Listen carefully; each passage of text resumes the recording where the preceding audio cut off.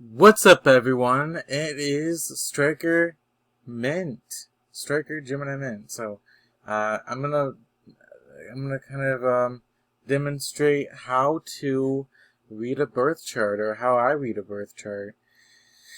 So, you want to first start with, when I studied astrology, I did not get the house placements that quickly. I didn't really understand the house placements. It was like the last thing I really picked up on for some weird reason. Um, I just we always pay attention to the planets and the signs, right? Um, at the end of the day, so first you want to break it down into three: planets and the signs and the houses, and also you have the planets sitting in a house. So planets in the houses. And the houses are these triangular things in the middle. It looks like slices of pie. So you want to think about that. So basically, why do we need to know astrology? It's because it's our soul map and it's our guidance tool to kind of help us be our better selves. It's and so basically this is my chart on the screen right here. I actually use Placidus because I think it's mostly, I use the nuanced approach because I think it's the most changeable, and I'm a Gemini, so I'm a very changeable person. But I adapt like a true Gemini, but that's basically core traits of a Gemini.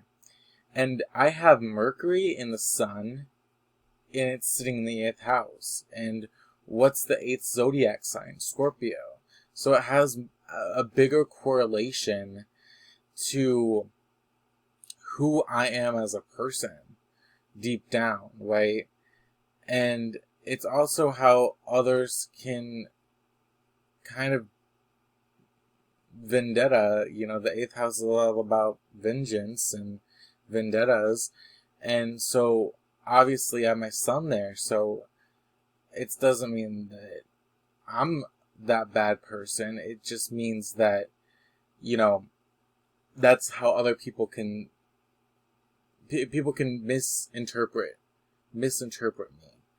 Uh, so yeah, so people can really deeply misinterpret me, or think that I'm very mysterious, because Scorpio is a very mysterious sign. So it basically takes core traits of the zodiac sign itself, like if I was a true Scorpio sun sign. Now, what's really interesting is that the moon's on my ascendant. So obviously this person, me, I'm talking about in third person now, obviously I really care. Moon is associated with the heart, Cancer, the zodiac sign Cancer. So it's like if I had a Cancer rising up there. So it seems like I'm a very selfless person. Libra being there, very soft, elegant. And basically you want to take traits of a Libra and mash it with the rising sign and say, here, this person would be very seen by people in this quick way, right?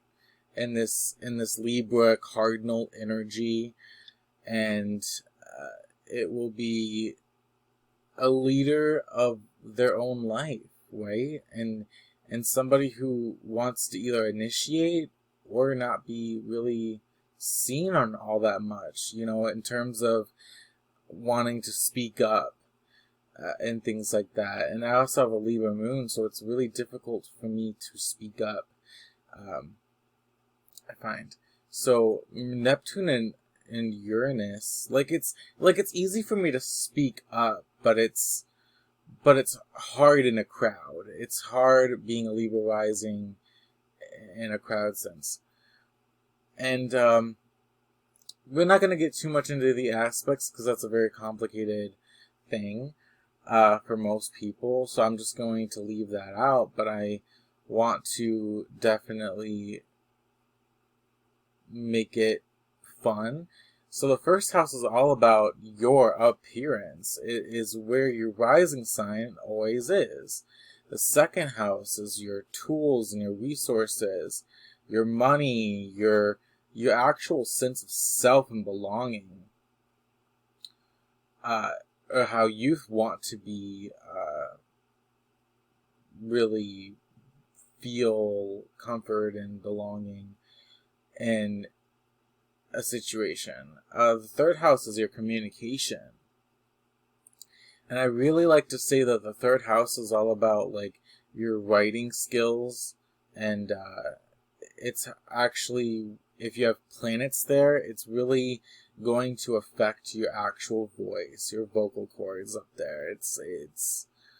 The planets really do impact our physical body and the way that we move our hands and the way that we naturally do things since we were very young. And astrology is something that we just naturally walk into, and we have to learn about it ourselves. But astrology helps you better understand yourself and which ways you come from. And it's like a soul map, a soul journey. It's going to change, yeah, but it's not going to take away from who you are. So the fourth house is all about your home life, and I like to think of it as like how you actually want your space. The fifth house is all about your creativity, fun, children. If you have planets there, it's going to affect your children. It's just going to also speak about how your children might be towards you, but also how they are just going to be. You know what I mean? The sixth house is all about pets and health and health, your coworkers. Am I missing something? Your pets, your coworkers, your daily living activities. What activities you like to do? You know, it's like your shadow self, of course, with being the seventh house, and it's your partners. The seventh house is your partners and your shadow self. So, and you also want to think about the cusps where, you know, it's splitting in my seventh house. It's like half Taurus, half Aries. That really means that Aries is a very fast sign. My routines are going to be fast. I'm going to be a fast person. I'm going to be a little, like, quickly wound up, you know what I mean, and hyper. But the thing is, with Aries on the 7th, and I'll make a whole separate video on it later on because we only have so much time. I want to talk about that definitely in another video. But, you know, the 8th house is, we talked about that. Your shadow enemies and your deep rooted traumas, right? 9th house is literally your philosophical studies and your teachings, and the 10th house is your career and your public image, and what happens basically when you die to your career, or at least, you know, what people are going to remember you for. The 11th is your friendships, and it's our exes, right? The 12th house is our inner selves.